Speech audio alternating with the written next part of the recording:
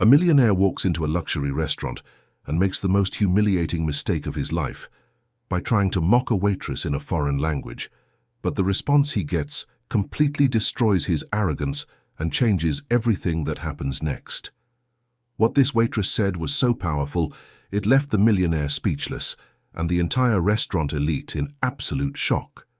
Stay until the end, because the twist is brutal, and you won't believe how this story ends. Manhattan, Upper East Side, 7 o'clock on a Friday evening. Le Jardin Elegant restaurant was packed with New York's elite. Tables with impeccable white linen tablecloths, crystals reflecting the golden light from chandeliers, and the discreet murmur of conversations about million-dollar deals, luxury vacations, and exclusive investments filled the air. This was the kind of place where reservations were made months in advance, and where a single dinner could cost more than most people's monthly salary. The waiters moved with military precision, each step calculated, each gesture rehearsed to perfection. Among them was Sofia Martinez, 28 years old, dark hair pulled back in an elegant bun, brown eyes that reflected both determination and exhaustion from a double shift that was stretching into its 12th hour. Sofia had been working at Le Jardin Elegant for 3 years. She knew every corner of that restaurant, every demanding customer, every unspoken rule of the elite world she served, but would never belong to. Her uniform was always impeccable, her smile professional, her service flawless. She had learned to be invisible, to anticipate needs before they were voiced, to endure condescending looks and demeaning comments with grace, because Sofia wasn't just working to pay bills, she was working to finish her law degree at Columbia University, studying at night after exhausting shifts, surviving on 4 hours of sleep and strong coffee. Every tip she earned went toward tuition. Every extra shift brought her closer to her dream of becoming a civil rights attorney. The evening was proceeding normally until table 12 received new guests. Richard Thornton walked in with the confidence of someone who owned the world. 52 years old, silver hair perfectly styled, a custom-made Italian suit that cost more than a luxury car, and that expression of absolute superiority that only decades of inherited wealth and unchallenged power could create. Richard Thornton wasn't just rich. He was a real estate magnate who owned half of Manhattan's most exclusive buildings, sat on the boards of 3 major corporations, and had enough political connections to make problems disappear with a single phone call. He was accompanied by 3 business associates, all cut from the same cloth of arrogance and entitlement. Sofia approached the table with her professional smile, notepad ready. "Good evening, gentlemen. Welcome to Le Jardin Elegant. May I start you with our wine selection or perhaps some appetizers this evening?" Her voice was warm, courteous, exactly what years of customer service had taught her. Richard barely glanced at her. He was in the middle of a story about his latest real estate acquisition, a $50 million penthouse that he bought as casually as most people buy groceries. His associates laughed at his jokes, validated his opinions, played their roles in the theater of wealth and power. When Sofia repeated her question politely, Richard finally acknowledged her presence with a dismissive wave. "Just bring us your most expensive bottle of wine. You do know what expensive means, right?" His tone was dripping with condescension. His associates smirked. Sofia maintained her composure. "Of course, sir, I'll bring our premium selection right away." She turned to leave, but Richard wasn't done. He leaned toward his associates and switched to French, assuming the waitress wouldn't understand. "Regardez cette serveuse, probablement une immigrée qui nettoie des toilettes pendant la journée. Ces gens ne comprennent jamais rien." "Look at this waitress, probably an immigrant who cleans toilets during the day. These people never understand anything." His associates laughed, emboldened by the assumption of linguistic privacy. One of them added in French, "I bet she's illegal, they all are. They come here and take jobs, contribute nothing, and expect everything handed to them." Richard nodded, warming to the topic. "Exactly. I've been saying this for years. These people flood into our country. They don't speak proper English, they have no education, no culture, no class. They're parasites on society, and the worst part is they're everywhere now, contaminating our restaurants, our neighborhoods, our city. Someone should send them all back where they came from."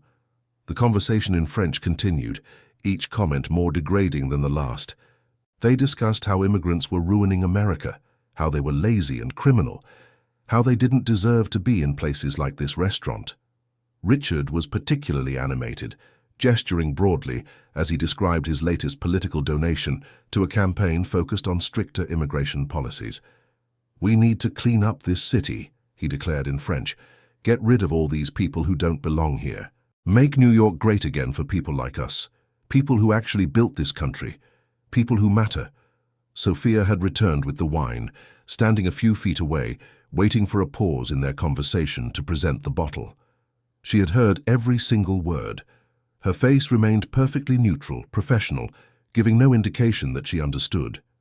She approached the table, showed Richard the label of a $3,000 bottle of Chateau Margaux, and waited for his approval. Richard glanced at it dismissively and nodded.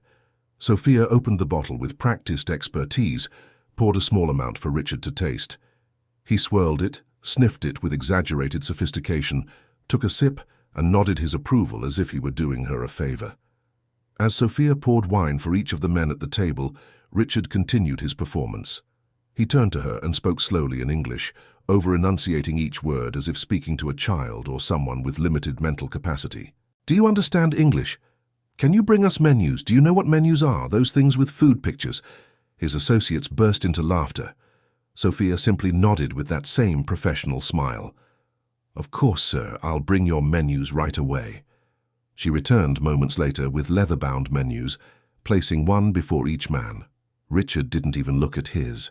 He was back to speaking French with his associates, this time discussing a recent lawsuit where he had successfully evicted an entire apartment building of tenants, mostly immigrant families, to convert the property into luxury condos.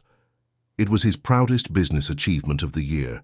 "Those people cried and complained," he said in French, "but business is business. They should have worked harder, saved more money, been smarter. If they can't afford to live in New York, they should leave. It's not my problem that they're failures.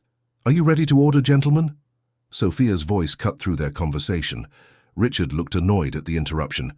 He glanced at the menu for approximately 5 seconds and pointed at random items. "Bring us whatever's most expensive. You can figure that out, right? Or do you need pictures?" More laughter from his associates. Sophia wrote down their order without expression. "Of course, sir. Your meals will be prepared shortly." She walked away with perfect posture, her face still calm and professional. In the kitchen, Sophia took a moment. Her hands were shaking slightly as she submitted the order to the chef. One of her co-worker friends, Maria, noticed. "You okay, Sophia?" Sophia nodded. "Just another night serving people who think we're invisible." Maria squeezed her shoulder. "Only 2 more hours. You can do this." Sophia smiled gratefully and returned to the dining room with water glasses for table 12. The evening continued. Richard and his associates ordered course after course, the most expensive items on the menu, barely touching half of what they ordered. They drank more wine, their voices growing louder, their French commentary becoming more vulgar. They discussed their businesses, their mistresses, their strategies for exploiting tax loopholes, and periodically returned to mocking the staff and other restaurant patrons they deemed beneath them. Every time Sophia approached to serve or clear plates, Richard made sure to add some degrading comment in English, slowly spoken as if she were intellectually impaired. "Can you count? I want to make sure the bill is correct. You people aren't very good with numbers. Do you have schools where you come from?" Each comment was delivered with a smirk, each insult designed to humiliate. Sophia absorbed it all in silence, maintaining that professional mask that had served her so well for 3 years. She had dealt with difficult customers before, endured casual racism and classism more times than she could count. This was nothing new. It was just part of surviving in a world where people like Richard Thornton held all the power. By 9:30, the men were on their 3rd bottle of wine and dessert was being served. Crème brûlée, handcrafted chocolate soufflé, artisan cheese plates. Richard was in particularly high spirits, having just closed a major business deal via phone call right there at the table. He was celebrating, feeling invincible, completely secure in his bubble of wealth and privilege. When Sophia brought the desserts, Richard decided to deliver his final performance of the evening. He looked directly at Sophia and spoke in French, his words clear and deliberate. "Cette stupide serveuse n'a probablement même pas terminé l'école primaire. Regardez ses mains. Ce sont des mains de femme de ménage. Je parie qu'elle a 5 enfants de pères différents et vit des aides sociales. Ces gens sont vraiment pathétiques. This stupid waitress probably didn't even finish elementary school. Look at her hands. Those are cleaning lady hands. I bet she has 5 children from different fathers and lives off welfare. These people are truly pathetic. His associates roared with laughter. One of them added, "Still, at least she's good at carrying plates. That's about all they're capable of doing." Richard raised his wine glass in a mock toast. To people who know their place in society, may they stay there and never bother the rest of us. They clinked glasses, supremely satisfied with themselves. Sophia stood there, dessert plates still in hand, and for the first time that evening, her professional mask slipped just slightly. She placed the plates down carefully, straightened up, and looked directly at Richard Thornton. What happened next changed everything. When Sophia spoke, her voice was clear, confident, and in absolutely perfect French. Monsieur Thornton, j'ai écouté vos commentaires toute la soirée avec grand intérêt. Permettez-moi de me présenter correctement. Je m'appelle Sofia Martinez. Je suis étudiante en 3e année de droit à l'Université Columbia, spécialisée en droit civil et droit de l'homme. Je parle couramment 5 langues, le français, l'espagnol, l'anglais, le portugais et l'italien. J'ai obtenu mon diplôme universitaire avec les plus hautes distinctions et je travaille ici pour financer mes études de droit sans l'aide de la fortune familiale que vous avez eu la chance d'hériter. Mr. Thornton, I've been listening to your comments all evening with great interest. Allow me to introduce myself properly. My name is Sofia Martinez. I'm a third-year law student at Columbia University, specializing in civil rights and human rights law. I speak 5 languages fluently: French, Spanish, English, Portuguese, and Italian. I graduated from university with highest honors, and I work here to finance my law studies without the help of family fortune that you were lucky enough to inherit. The table went completely silent. Richard's face drained of color. His associates looked like they had been slapped. Sophia continued, still in flawless French, her tone professional but with an edge of steel underneath. Concernant vos commentaires sur les immigrés, mes parents sont venus aux États-Unis légalement du Mexique il y a 30 ans. Mon père est chirurgien cardiovasculaire à Mount Sinai Hospital et ma mère est professeure de littérature à NYU. Je n'ai pas 5 enfants. Je n'ai jamais reçu d'aide sociale et mes mains que vous avez moquées ont servi plus de 1000 clients dans ce restaurant tout en maintenant une moyenne de 4.0 à Columbia. Regarding your comments about immigrants, my parents came to the United States legally from Mexico 30 years ago. My father is a cardiovascular surgeon at Mount Sinai Hospital, and my mother is a literature professor at NYU. I don't have 5 children. I've never received welfare, and my hands that you mocked have served over 1,000 customers in this restaurant, while maintaining a 4.0 average at Columbia. The entire restaurant had gone quiet. Other diners had turned to watch, sensing something significant was happening. Sophia's voice remained calm but powerful. Vous avez parlé toute la soirée de gens qui ne comprennent rien, qui n'ont pas d'éducation, pas de culture. Permettez-moi de vous éduquer, Monsieur Thornton. J'ai lu vos interviews dans le Wall Street Journal. J'ai étudié vos pratiques commerciales pour un cours sur l'éthique des affaires.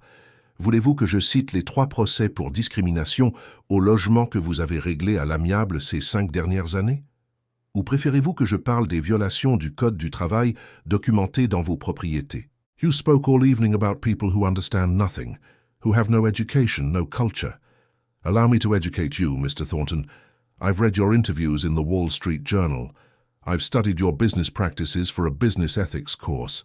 Would you like me to cite the 3 housing discrimination lawsuits you've settled out of court in the past 5 years? Or would you prefer I discuss the documented labor code violations in your properties? Richard tried to speak, but no words came out. Sophia wasn't done. Et puisque nous parlons d'éducation, permettez-moi de corriger vos erreurs grammaticales de ce soir.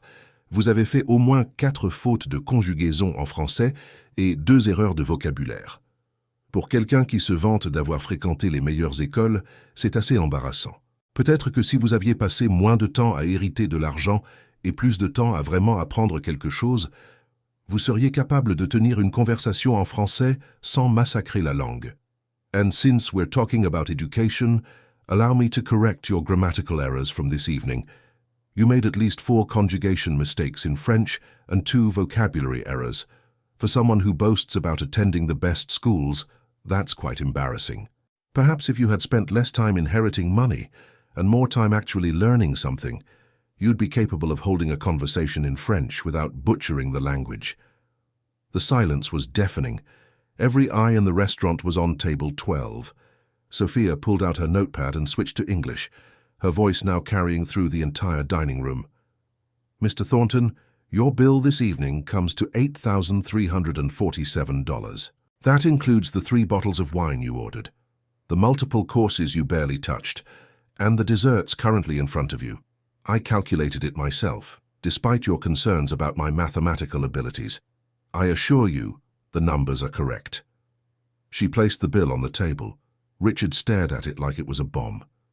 Now, regarding your comments about immigrants contaminating your restaurants and your city, I want you to know something.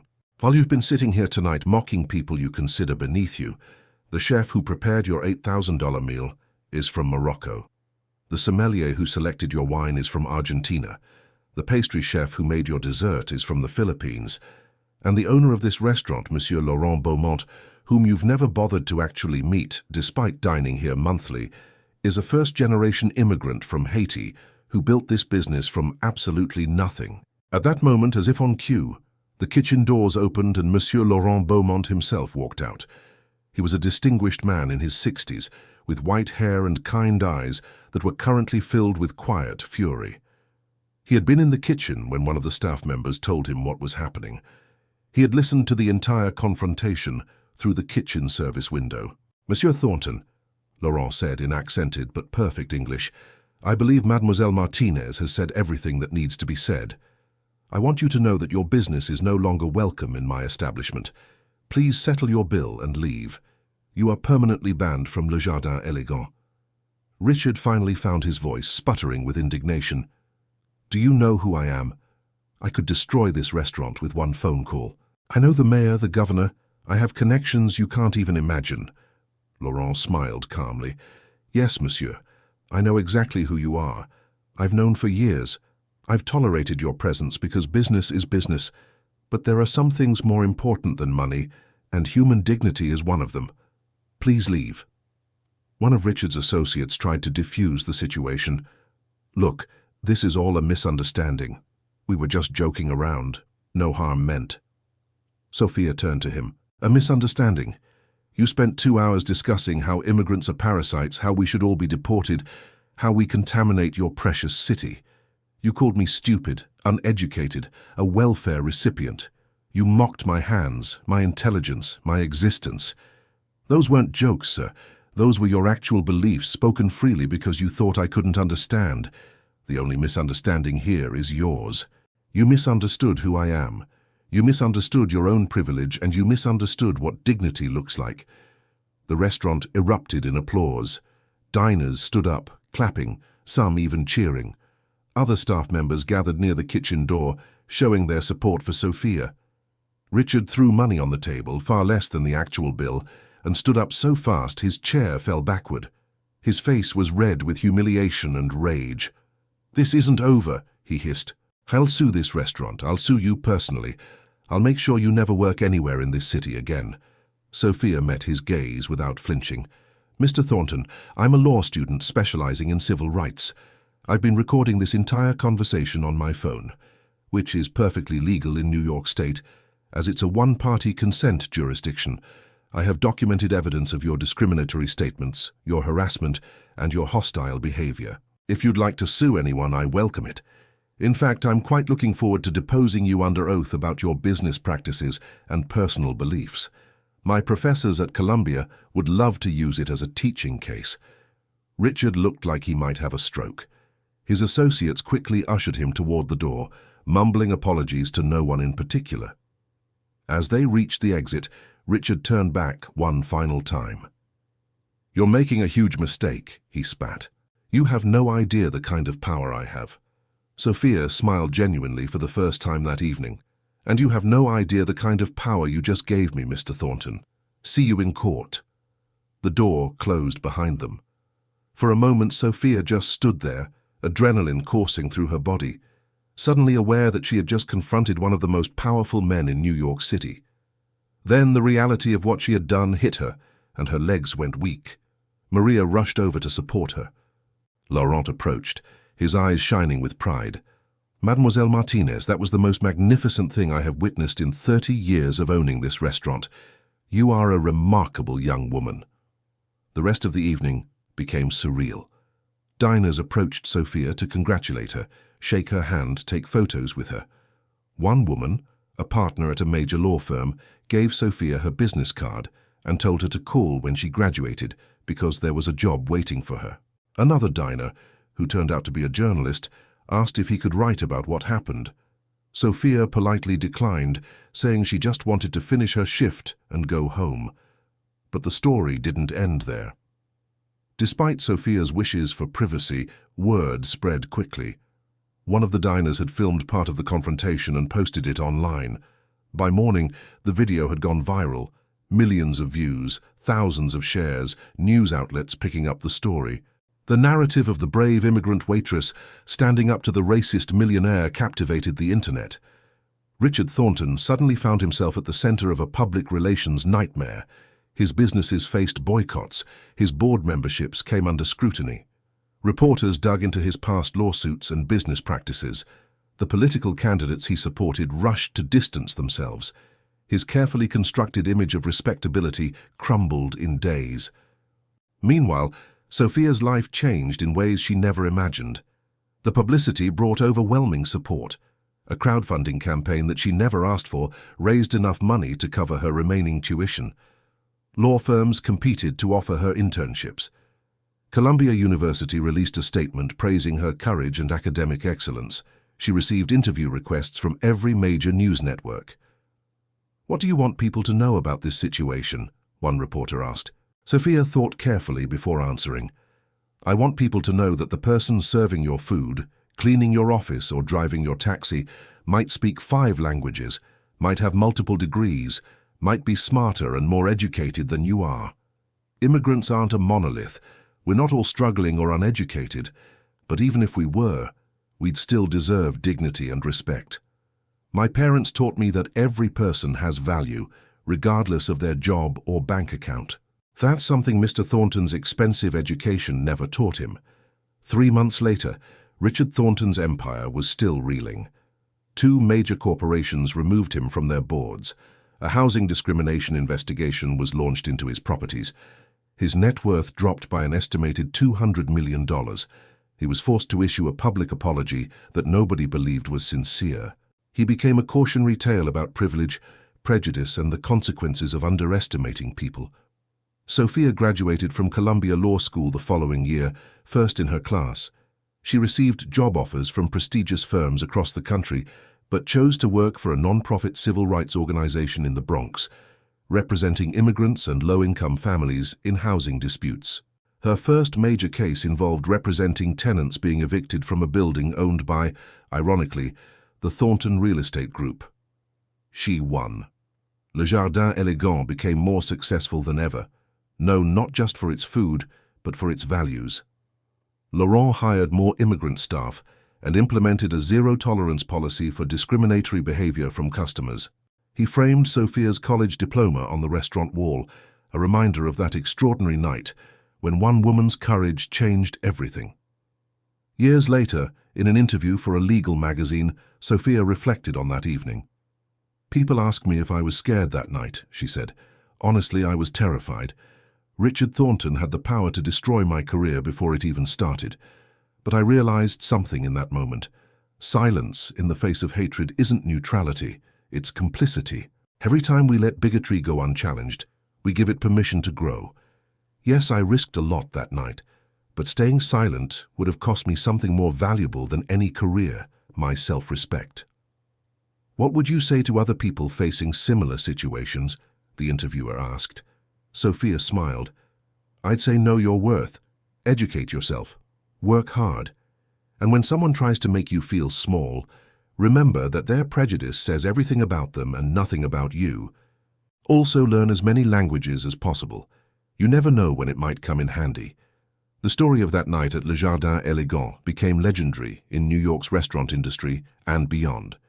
It was taught in business ethics classes at Columbia. It was referenced in diversity training seminars. It became a viral moment that transcended social media to become something more meaningful.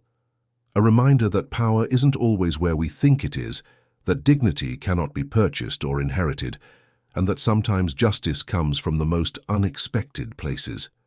What happened that night between Sofia Martinez and Richard Thornton wasn't just about one racist millionaire getting his comeuppance. It was about systemic issues of privilege, immigration, and the invisible barriers that millions of people face every single day. It was about the assumptions we make based on someone's job, accent, or appearance.